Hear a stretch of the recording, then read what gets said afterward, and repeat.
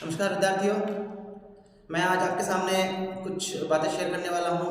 अपने साइंस का जो एग्ज़ाम है 20 मार्च को राजस्थान बोर्ड का, उसके रिगार्डिंग मेरे से काफ़ी बच्चे मेरे से बातचीत की। उन्होंने मेरे को बताया कि ये प्रॉब्लम्स है, ये बात है। तो आज थोड़ी बहुत जो मिस्टेक्स आ रही है, थोड़ी बहुत जो अड़चनें आ रही है हर एक विद्यार्थी को तैयारी करने के लिए, उसके रिगार्डिंग कुछ एक इम्पॉर्टेंट टॉपिक्स के बारे में मैं ज़रूर बताऊँगा। किस प्रकार क्या आपको सॉल्यूशन करने हैं, किस प्रकार आपका पेपर पैटर्न रहेगा आपका। तो सबसे पहले चीज़ तो मैं ये बताऊंगा कि बिल्कुल भी आप घबराने की कोशिश ना करें। अधिकतर बच्चे कह रहे हैं कि सर कैसे होगा, कैसे पेपर आएगा, कैसा नहीं आएगा, टफ है, ये है वो है। पहली बात तो टफ कोई चीज़ होती ही नहीं है, क्योंकि अपन अभी मंगल तक जा चुके हैं, तो एग्जाम कोई बड़ी बात है नहीं। तो सिंपली जैसा कि आप सबको पता है कि 80 मार्क्स का ये एग्जाम होगा। और सबसे इम्पोर्टेंट जो चीज़ है इसके अंदर, 80 मार्क्स के एग्जाम में से जो सबसे इम्पोर्टेंट जो इस बार ऐड किया है, 30 मार्क्स के जो क्वेश्चन है, जैसे कि आप सब जानते हैं, वो हो जाएंगे आपके एक नंबर के, जिसमें से 15 मार्क्स के क्वेश्चन जो है आपके ऑब्जेक्टिव या एमसीक्यू टाइप के होते हैं।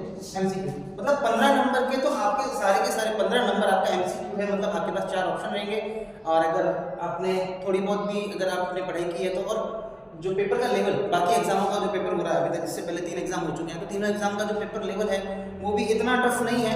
ठीक है, जिसने पढ़ाई की उसके लिए काफ़ी इजीली पेपर हो रहे हैं। तो 15 क्वेश्चन तो है एमसीक्यू के, ये आपको बहुत ज़्यादा ध्यान से करने होंगे, क्योंकि देखो आपका जो मेन इंप्रेशन है, जो 80 मार्क्स में से जो मेन इंप्रेशन है वो 30 मार्क्स में पड़ेगा। अगर आपको छोटे छोटे प्रश्नों की जानकारी है तो कॉमन सी बात है कि आपके पास ज़्यादा बड़े प्रश्नों की भी जानकारी होगी। और रही बात, और बताऊं कि बड़े प्रश्न बड़े जो आप कहते हैं कि अपन बहुत 1 पेज 2 पेज में लिखने वाले प्रश्न साइंस में इतने आते नहीं हैं। अगर जो बड़े वाले प्रश्न हैं, जैसे कि वो टुकड़े में होते हैं, जैसे 2 + 2 = 1, ये साइंस का हमेशा से एक रूल रहा है, क्योंकि साइंस वालों को भाषा ज़्यादा पसंद नहीं है। जो आपके पास इंटेलेक्चुअल, जो आपकी बौद्धिकता है, जो आपके अंदर सेंस है, वो चीज़ आप ज़्यादा डालें। जितने शॉर्ट में आप सामने वाले को समझा पाएंगे, उतने शॉर्ट में आप इस चीज़ को कर सकते हैं। रिमेंबर वन थिंग गाइस, मैंने कई बार बच्चों से बात की है, और आपको भी कहना चाहता हूँ, पहली बार मैं मुद्दा क्या कहते हैं सामने आ रहा हूँ आपके ऑनलाइन। जितना हो सके दिमाग में हमेशा ये बैठा के रखिए कि आप जो कॉपी आप दे रहे हैं, अब जो कॉपी में आप जो भी लिख रहे हो, आप एग्जाम सेंटर में जाके आपको माध्यमिक शिक्षा बोर्ड की जो कॉपी मिलती है, आप उसमें लिखना प्रारंभ करते हैं, तो ध्यान रखिए वो कॉपी आपके मन का दर्पण है, जो आप एक एग्जामिनर को पेश कर रहे हैं। वो कॉपी आपका इंप्रेशन है जो आप उनके सामने रख रहे हैं। जो फर्स्ट इंप्रेशन है ना, फर्स्ट इंप्रेशन आपकी कॉपी होगी, वो जो एग्जामिनर आपकी कॉपी चेक कर रहा है, वो ना तो आपको जानता है और ना ही बेसिकली आप उनको जानते हैं। तो जितना वो आपको जानेगा, वो आपको परखेगा तो आपकी कॉपी से। तो आपकी जो कॉपी है वो एक प्रेजेंटेशन है उनके लिए कि आप देखिए ये मेरा दर्पण है, ये मेरे मन की दर्पण है, आप इससे मुझे जज कर सकते हैं। तो बेसिकली एक एक पॉइंट, एक एक चीज़ें फर्स्ट पेज से लेके इवन आप जहाँ पे रोल नंबर फिल करते हैं वहाँ पर भी ज़्यादा ओवर राइटिंग ना करें, काटाछीटी ना करें। अगर हो जाती है गलती तो उसको आप गहरा ना करें। वो जो भी आपकी प्रोसेस है आप जानते ही हैं, उसको फॉलो कर सकते हैं। जितना हो सके उतना आप सोचिए कि जैसे कि घर पे गेस्ट आते हैं तो अपन कितना मन से हवा भगत करके अपन अपना प्रेजेंटेशन देते हैं, तो वो कॉपी भी आपका प्रेजेंटेशन होगा कि आप कैसे उनको दिखा रहे हैं कि आपके अंदर कितनी बौद्धिकता और कितना ज्ञान है। तो उसी एवज में आपको उसी प्रकार से तैयारी करनी है। ज़्यादा छोटे प्रश्नों पे ध्यान देना है, क्योंकि जो छोटे प्रश्न जब वो चेक करते हैं तो इतना बड़े प्रश्नों की तरफ देखता भी नहीं है। जो भी एग्जामिनर होते हैं वो देखते नहीं है, वो छोटे प्रश्नों पे ज़्यादा जोर देते हैं। तो इसी प्रकार अब चलेंगे, अब बात होती है कि कुछ विद्यार्थियों ने मुझे बताया कि कुछ टॉपिक्स में प्रॉब्लम आ रही है। उनमें से सबसे बेसिकली जो टॉपिक है, मैंने मतलब रैंडमली काफ़ी लोगों से पूछा, तो उसमें से सबसे बेसिकली टॉपिक बता रहे हैं कि जो अपना साइंस में चैप्टर है, जो लेंस और मिरर का, जो है लेंस और मिरर का, यानी जिसको कहते हैं लेंस और दर्पण,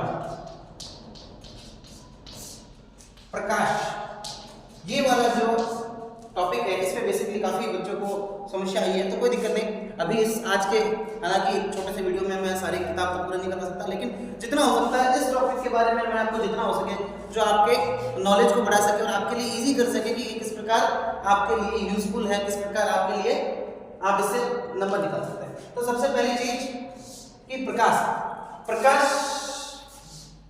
जिसे हम, हालांकि हम पता नहीं क्यों घरों में जब विद्युत आती है, करंट आता है, तो हम कहते हैं लाइट आ गई है, लाइट आ गई है, लाइट है, लेकिन एक्चुअली लाइट का विद्युत का बहुत ज़्यादा फर्क है। ऐसा नहीं है, प्रकाश का स्रोत तो सिर्फ और सिर्फ क्या है, सूर्य। लेकिन हम भी कहते हैं कि लाइट आ गई, लाइट चली गई, एक्चुअली वो विद्युत होता है। लेकिन मैं बात करूँ प्रकाश, तो सभी जानते हैं कि प्रकाश जो है वो एक सीधी रेखा में गमन करता है, सीधी रेखा में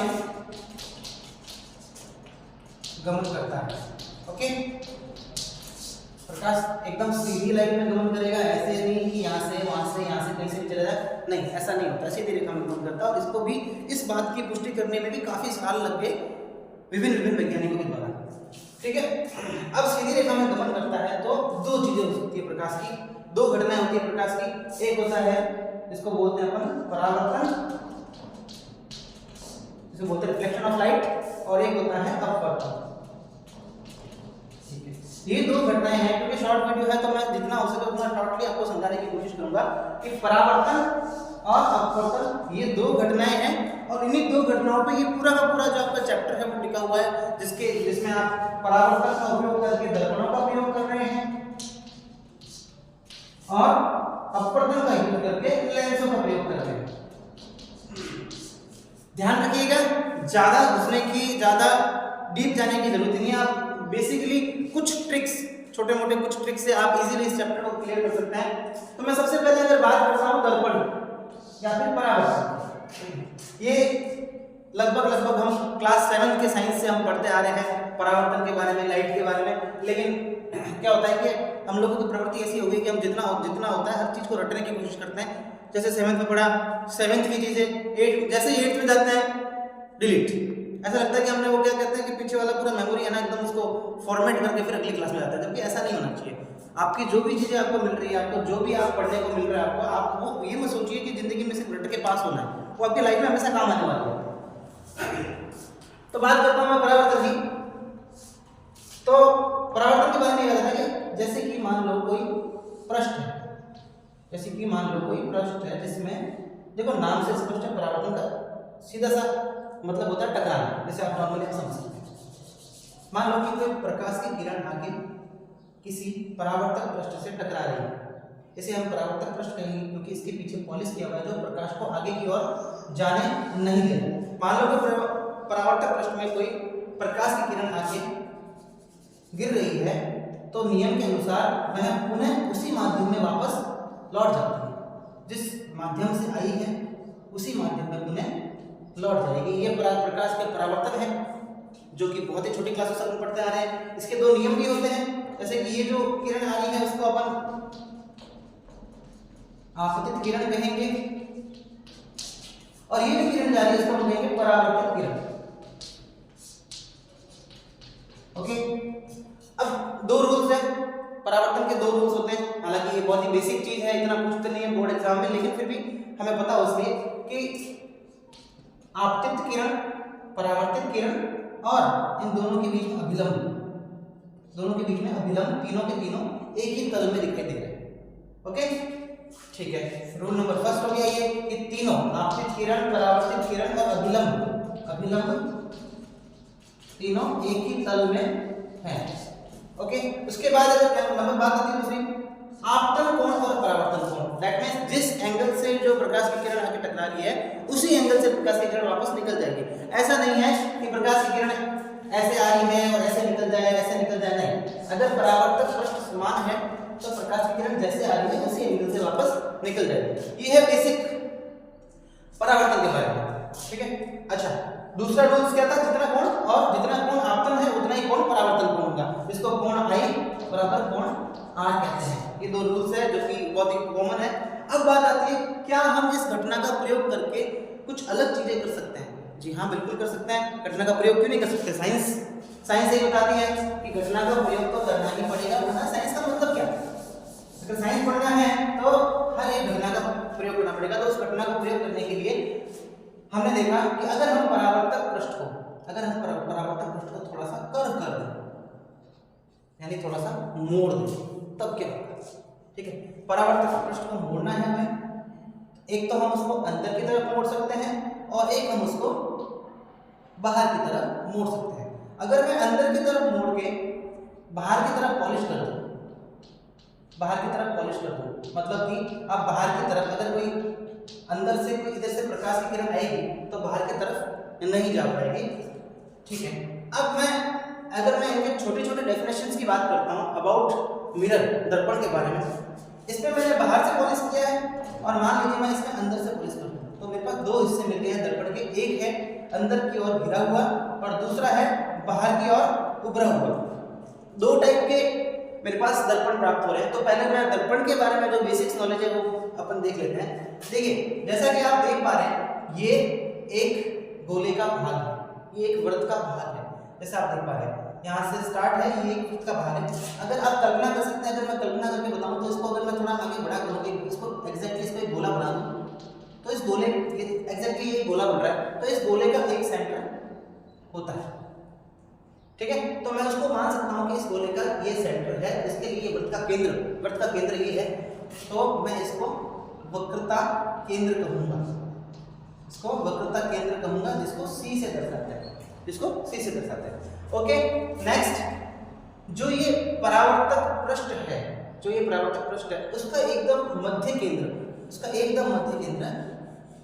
जिसे हम ध्रुव कहते हैं, ध्यान रखना, जिसे हम ध्रुव कहते हैं, और इसको हम P से दर्शाते हैं, क्योंकि ध्रुव का मतलब पोल होता है। ठीक है, ओके। अब ये वक्रता केंद्र और ध्रुव को जो रेखा मिलाती है, जो लंबी रेखा इसे मिलाती है, इस रेखा को हम मुख्य अक्ष कहते हैं।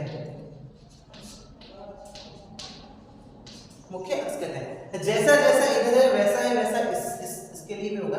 अच्छा, दोनों दर्पणों के नाम बता देता हूं। जिसका पृष्ठ अंदर की तरफ धंसा हुआ है और बाहर पॉलिश की हुई है, उस दर्पण को अवतल दर्पण कहते हैं, इसे इंग्लिश में कॉनकेव मिरर भी कहते हैं। और अवतल दर्पण सभी किरणों को, क्योंकि देखिए आप इसका जो शेप है, अगर यहाँ से प्रकाश की किरणें आएंगी तो इसके शेप से दिखा रही है कि ये टकरा के इधर की तरफ आएगी, ये टकरा के इधर की तरफ जाएगी, मतलब सारी किरणों को एकत्रित करने की क्षमता है, सभी किरणों को एकत्रित करता है, इसीलिए इसको अभिसारी दर्पण भी कहते हैं। ठीक है, नेक्स्ट अगर हम बात करें मुख्य अक्ष, वक्रता केंद्र, ध्रुव। अच्छा, अब वक्रता केंद्र और ध्रुव के बिल्कुल बीच में, मध्य में, यानी वक्रता केंद्र से जो मुख्य अक्ष की दूरी है उसका आधा, जिसे हम फोकस कहते हैं, फोकस। ध्यान रखना, इसके संबंधित एक प्रश्न भी पूछा गया था कि वक्रता केंद्र और फोकस के मध्य क्या संबंध है। वक्रता केंद्र C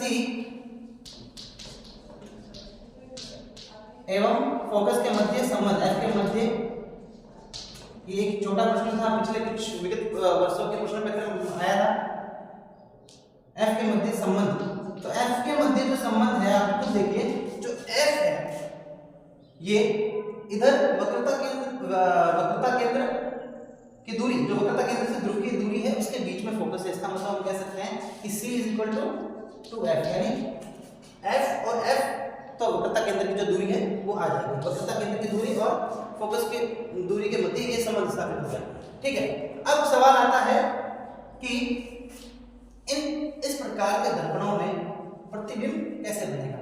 ठीक है, अवतल दर्पण में प्रतिबिंब कैसे बनेगा, तो ये आपका अवतल दर्पण है, और जैसा कि मैंने आपकी सारी परिभाषाएं बता दी है फिलहाल जितनी भी है, ये पीछे दर्पण के पॉलिश की हुई है ताकि किरणें बाहर ना जा सके, और अगर किरणें बाहर नहीं जाएगी तो परावर्तन के नियम के अनुसार टकरा के पुनः उसी माध्यम में लौट जाएगी।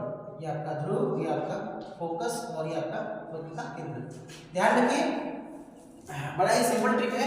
इसके रिगार्डिंग आपकी बुक के अंदर एक टेबल भी दी गई है, जिसके अंदर सभी बिंब और प्रतिबिंब की स्थिति और उनका आकार दर्शाया गया है, तो अपन इसको बहुत इजीली वे से समझ सकते हैं। सबसे पहला अगर मैं बात करूं कि यदि प्रतिबिंब अनंत में यानी जो ये मुख्य अक्ष है इसके भी बाहर, अगर प्रतिबिंब अनंत में, मैं कहूं बेसिकली सामान्य भाषा में प्रतिबिंब काफी दूर है, बिंब माफ कीजिएगा, बिंब अगर काफी दूर है तो उसका प्रतिबिंब कैसा बनेगा। तो देखिए, बहुत सिंपल सा ट्रिक है जो आपके बुक्स में दे रखा है और आपने पढ़ा भी होगा, एक बार उसको वापस रिमेंबर करते हैं। कि हमें बिंब से, यानी जिस वस्तु का हमें प्रतिबिंब बनाना है उसका, मैं अगर दर्पण की बात करूं बेसिकली, तो उसमें से हमें दो किरणें लेनी है। दो किरणें लेनी है। प्रथम किरण वो होगी जो मुख्य अक्ष के समांतर होगी। प्रथम किरण वो होगी जो मुख्य अक्ष के एकदम पैरेलल होगी, मुख्य अक्ष के पैरेलल होगी। अब जो मुख्य अक्ष के पैरेलल होगी उसका एक रूल है, जो मुख्य अक्ष के पैरेलल होगी वो हमेशा टकराने के बाद फोकस से निकल जाएगी। ये थोड़ा सा शेप आउट है, मैं इसे क्लियर कर देता हूं, डोंट वरी।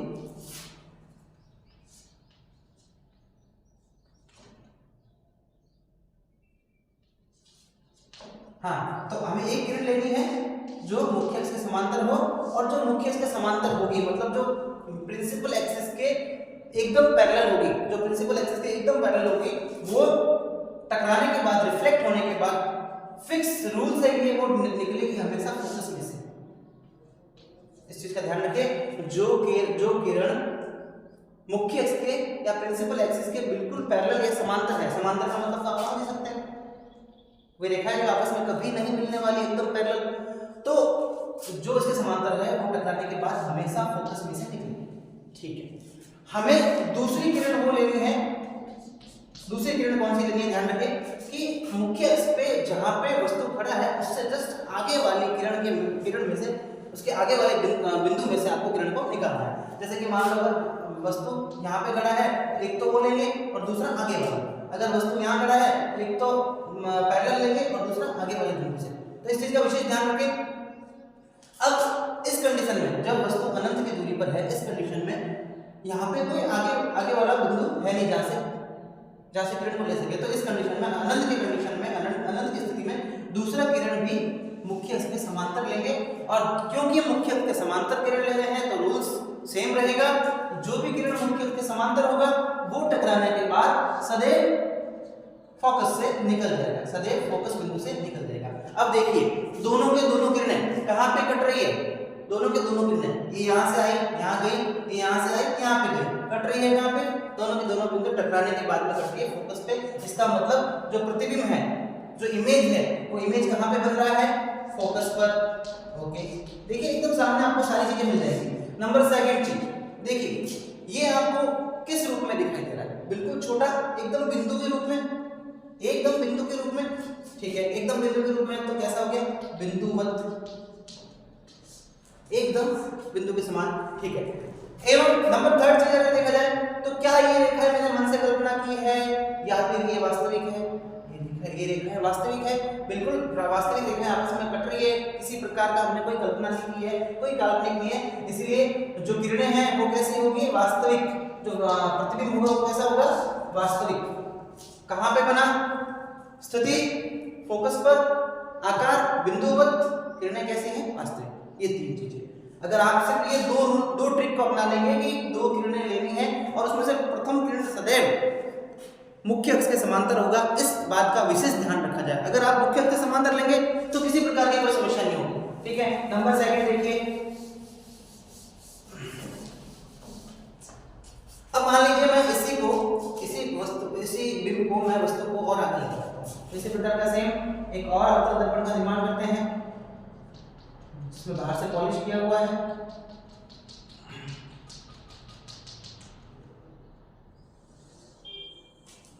ये आपका मुख्य अक्ष, ये वक्रता केंद्र, ये फोकस और रूट। देखिए एक बात का सदैव ध्यान रखना, अवतल दर्पण में जितना वस्तु दर्पण के नजदीक आता रहेगा, जितना वस्तु दर्पण के पास आता रहेगा, उसका प्रतिबिंब उतना ही दर्पण से दूर बनता रहेगा। हमेशा ध्यान रखना, कभी भी कंफ्यूज मत होना। अगर वस्तु जितना नजदीक आ रहा है दर्पण के, उतना ही दूर प्रतिबिंब उसका बनेगा, उतना ही बड़ा उसका प्रतिबिंब बनेगा। जितना दर्पण के नजदीक, प्रतिबिंब उतना ही बड़ा। अवतल दर्पण में ध्यान रखिएगा इसका। ठीक है, अब अगर मैं बात करूं कि वस्तु जो है वो मान लीजिए वक्रता केंद्र पे ही है, मान लीजिए वक्रता केंद्र पे ही खड़ा है। अब क्या होगा इस कंडीशन में, पहली किरण क्या लेंगे, बिल्कुल एग्जैक्टली वही जैसा बताया था, इसके पैरेलल, प्रिंसिपल एक्सिस के पैरेलल। और प्रिंसिपल एक्सिस के जो पैरेलल किरण जाएगी वो सदैव कहां से निकलेगी जी, जैसा कि बताया हमेशा वो फोकस से निकलेगी। तो पहली चीज तो आपके पास, चाहे आप लेंसेज यूज कर रहे हैं, चाहे आप दर्पण यूज कर रहे हैं, पहली किरण आपको सदैव मुख्य अक्ष के पैरेलल लेनी है। इस चीज का विशेष ध्यान रखें। जो मुख्य अक्ष के पैरेलल होगी वो टकराने के बाद हमेशा फोकस से निकलेगी, ये दर्पण में। और अगर यही घटना अगर लेंस के अंदर है तो जो मुख्य अक्ष के समांतर होगी वो वहां तो टकराएगी नहीं, क्योंकि लेंस पारदर्शी होता है। वहां किरण आर पार जाएगी और आर पार कहां से जाएगी, वहां पर भी फोकस से जाएगी।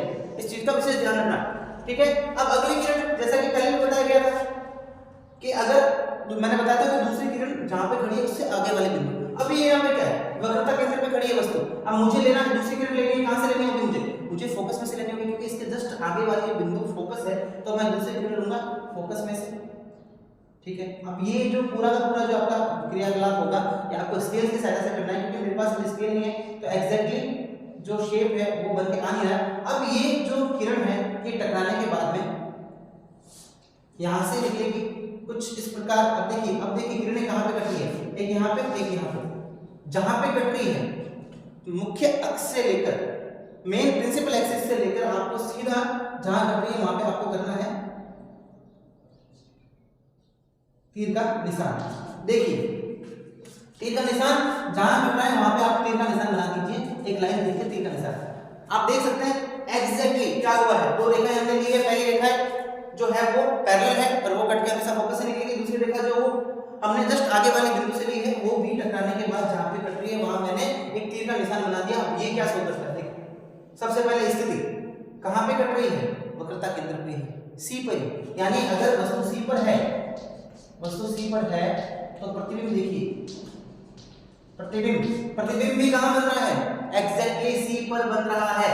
तो प्रतिबिंब बन रहा है सी पर, यानी वक्रता केंद्र पर, वक्रता केंद्र पर, ठीक है। अब देखिए कैसा बन रहा है, आकार देखिए आप इसका आकार देख सकते हैं, इसका आकार देख सकते हैं, इसका आकार देख सकते हैं, इसका आकार देख सकते हैं। एग्जैक्टली दोनों के दोनों समान, सेम साइज, एकदम दोनों के दोनों समान आकृति, अर्थात आकृति कैसा हो गया, समान आकार की। यानी या फिर हम इसे कह सकते हैं बिंब के बराबर, बिंब के बराबर, ओके, ठीक है। अब देखिए वस्तु की स्थिति कैसी है, सीधा है या उल्टा है। देखिए यहाँ पे ये तीर सीधा दिख रहा है आपको, ये वस्तु है, ये तीर सीधा दिख रहा है। देखिए जो नॉर्मली होता है ऐसा, जो एरो का जो निशान होता है, जो एरो का जो की सिंबल होता है वो नॉर्मली ऐसा ही होता है। लेकिन अब इसका एग्जैक्टली इसकी जो इमेज बनी है, इसका जो प्रतिबिंब बना है वो देखिए, वो आपको कुछ ऐसा दिख रहा होगा। इसका मतलब ये तीर सीधा है तो ये तीर कैसा है, उल्टा। तो वस्तु की आकृति जो है वो कैसी बनी, उल्टा। रेखाएं कैसी है, क्या मैंने किसी भी प्रकार की कल्पना की है, नहीं, ये सारी की सारी रेखाएं वास्तविक है, इसीलिए इसे हम कहेंगे वास्तविक जो है आपको प्रतिबिंब प्राप्त हुआ। देखिए ये सिंपल तरीका है, आप सारे दर्पण में, सारे चाहे आप दर्पण लो चाहे आप लेंसेज लो, सभी के अंदर हमें यही टॉपिक, यही आपको ट्रिक अपनाना है। दो किरणें लेनी है। अब मैं कुछ शॉर्टली, अब ये तो देखिए अवतल दर्पण है तो मैं फटाफट से आपको वो भी बता देता हूँ उत्तल दर्पण के बारे में, जो बाहर से उभरा हुआ होता है, जिसका परावर्तक पृष्ठ और अंदर से पॉलिश किया होता है। अब इसका भी सेम मध्य भाग ध्रुव होगा, इसे हम पी कहेंगे। इसका भी अंदर की तरफ वक्रता केंद्र, इसको आगे खींचेंगे, अंदर की तरफ वही वक्रता केंद्र, फोकस और सेम वक्रता केंद्र। देखिए मैंने ये रेखा आगे क्यों खींची है, दर्पण के अंदर की तरफ क्यों खींची है, देखिए बहुत ही सिंपल सी बात है। आपको शेप देखिए, आप इसका शेप, आपने पहले कहा था कि इसका शेप ऐसा है तो सभी किरणों को एक तरफ इकट्ठा करना है, ठीक है। लेकिन इसका शेप कैसा है, इसका शेप ऐसा उभरा हुआ है। तो सिंपल सी बात है, आप थोड़ा सा दिमाग लगाइए, अगर कोई किरण आएगी तो ये किरण उसको फैला रहा है, फेंक रहा है। अगर कोई भी किरण आ रही है तो उसको फेंक रहा है, ठीक है। इसका मतलब ये किरणें, अब ये किरण टकरा के उधर निकल रही है, ये किरण टकरा के इधर निकल रही है, तो ये तो आपस में कभी घटने वाली है नहीं। अब जब घटेगी नहीं तो प्रतिबिंब कैसे बनेगा, इसीलिए मैंने ये रेखा आगे खींची है। देखिए बहुत ही सिंपल से कुछ चीजें हैं समझने की, ज्यादा विशेष किसी भी प्रकार की कोई समस्या नहीं है। अब इस कंडीशन में जैसे मान लीजिए कि अब मैं कहूँ कि वस्तु जो है वो यहाँ है, देखिए वैसे जो आपके इस बुक के अंदर जो आपका टॉपिक है इसमें सिर्फ 2 ही दे रखा है उत्तल दर्पण के लिए, इतना विशेष नहीं है क्योंकि आभासी बनता है तो आप कहीं पर बना सकते हैं। अगर ये वस्तु खड़ा है, अब इससे मैंने एक किरण ली है, वही अपना रूल सेम रहेगा, जो पहली किरण हमें लेनी है मुख्य अक्ष के एकदम पैरेलल। अब जो मुख्य अक्ष से पैरेलल होगी, अब यहाँ पर देखिए यहाँ पे ये उत्तल दर्पण है, पृष्ठ जो है वो उभरा हुआ है, तो ये किरणों को बाहर की तरफ खींचेगी, किरणों को एकत्रित नहीं कर रही है, कि किरणों को एकत्रित नहीं कर रही है। और वैसे ही किरणों को एकत्रित नहीं करती है कौन सा, उत्तल दर्पण या कॉन्वेक्स मिरर। उत्तल दर्पण अगर जो किरणों को एकत्रित नहीं कर रही है, जो किरणों को इधर उधर फैला रही है, इसीलिए इसे अपसारी दर्पण भी कहते हैं, अपसारी दर्पण भी कहते हैं। ओके, अब ये क्या होगा, अब हमें क्या करना है, हमें इस बार थोड़ी सी कल्पना करनी है कि किरणों को ये मिला नहीं रहे, तो मैं इस किरणों को आगे की तरफ खींचूंगा, काल्पनिक। अब रूल्स क्या था, रूल्स वही था कि जहां आपका मुख्य अक्ष जो आपके पैरेलल है, वहां से आपको जो किरण होगी वो हमेशा कहां से निकलेगी, तो जैसे मैंने ये मैंने निकाल दिया, ये आपका हो गया फोकस से निकला, है ना, ठीक है, किरण निकाल दिया। अब देखिए अभी थोड़ा सा टाइम ऑफ शॉर्टेज है, तो अभी आपको जो दर्पण के बारे में बताया है, जो आपके मिरर्स के बारे में बताया है, इसमें जो आपको ट्रिक बताई है 2 लाइनें 2 रेखाएं लेने की, उसके बारे में आप जरूर देखिएगा। और ये दर्पण है, इसके अंदर भी जस्ट आगे वाले बिंदु से अपन किरणें लेंगे, तो जहां से टकरा के निकल रही है वो जाहिर सी बात इधर निकलेगी, तो हमें कल्पना करनी है आगे की तरफ, और जहां पे वो कटेगी जैसी स्थिति बनेगी वही उसका आपका इमेज बनेगा। आप देखिए आपको घबराने की बिल्कुल जरूरत नहीं है, एग्जाम नजदीक है, अपने नोट्स बनाए, खुद पे ट्रस्ट रखें, सबसे बड़ी बात ये है खुद पे ट्रस्ट रखें, आप सब कुछ कर सकते हैं। आप चाहे तो कुछ भी कर सकते हैं, आपके अंदर वो जज्बा है, आपके अंदर वो विश्वास है। और इन्हीं और टॉपिक्स लेके मैं जरूर आपके सामने और आऊँगा। अगर कोई भी समस्या है, जितने भी विद्यार्थी मेरे से पर्सनली कांटेक्ट में है, आप मुझे बता सकते हैं कि सर, आप कमेंट कर सकते हैं कि सर ये आपको टॉपिक समझ में नहीं आया। अगर आपका लगा कि काफ़ी सारे कमेंट मैच हैं, तो जरूर परसों एग्जाम से पहले मैं कल, आज या कभी भी आपके अगर कोई ज़्यादा समस्या आ रही है तो आप कमेंट करें, तो बताएं हमें कि सर ये टॉपिक हमें समझ में नहीं आया, तो उस टॉपिक के बारे में और बताया जाएगा। और बाकी सबको ऑल द बेस्ट है, कॉन्ग्रेचुलेशन, बेस्ट ऑफ लक। आप अच्छा कर रहे हैं उसके लिए मैं आपको बधाई दे रहा हूँ, और आप अच्छा करेंगे उसके लिए मैं आपको विशेष दे रहा हूँ। और आप ज़रूर लाइक, फॉलो, सब्सक्राइब करें उजागर चैनल। और मैं इसी के साथ शेखावत सर का भी बहुत धन्यवाद दूंगा, जो आज मुझे ये मौका दिया कि आपके समक्ष कुछ विज्ञान के, अगर मेरे से जितना आपके लिए हेल्पफुल अगर 2-4 बातें बताई जाए, आपके लाइफ में काम आए, आपके एग्जाम में काम आए, तो it will be really honour for me. और आगे फिर मिलेंगे, तो आप लाइक और कमेंट करना जरूर ना भूलें, सब्सक्राइब जरूर कीजिएगा और बेल आइकन दबाइए। Thank you.